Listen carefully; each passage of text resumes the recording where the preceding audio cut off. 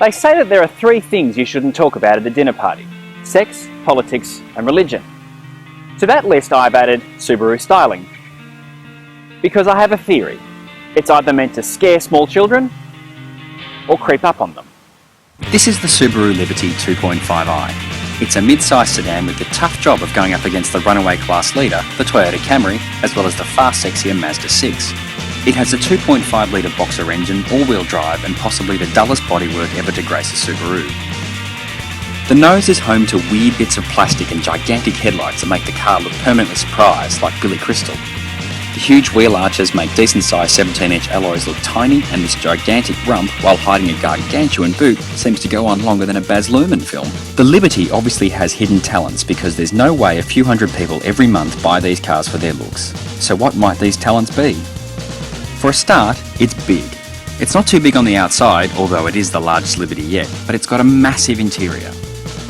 The interior itself is very comfortable and very simply appointed. It has the usual Subaru mix of terrible plastics and good ergonomics. The front seats are especially comfortable, although they do get lost in the high, wide cabin. In this car, the Premium, the seats are covered in leather, which is surprisingly soft but seems like it will wear well. The dash is very simple and very clear, while the steering wheel is festooned with buttons for the phone, cruise control, stereo and tiny trip computer screen way up in the dash. The sat-nav is the same as that fitted to just about every other Subaru of recent times, and it works fine. The stereo is perfectly passable and tunes itself into AM stations without any trouble at all. It will also find your phone, and you can plug your music player in if you've got one.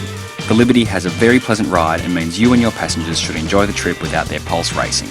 Ever. The 2.5 litre engine is fine, and the CVT does a decent job as long as you don't ask it to make too many decisions. All-wheel drive means you'll have few surprises, but it will mean that the underpowered engine will drink well over 11 litres per 100 kilometres of fuel. This is a practical car. It's huge inside. It'll swallow 5 people, no dramas. It's very easy to drive, if not a lot of fun. It's a great car. It's the kind of car that Subaru does really, really well. Hard-wearing, dependable, simple. In a market filling with ever more complicated cars, these are good talents to have.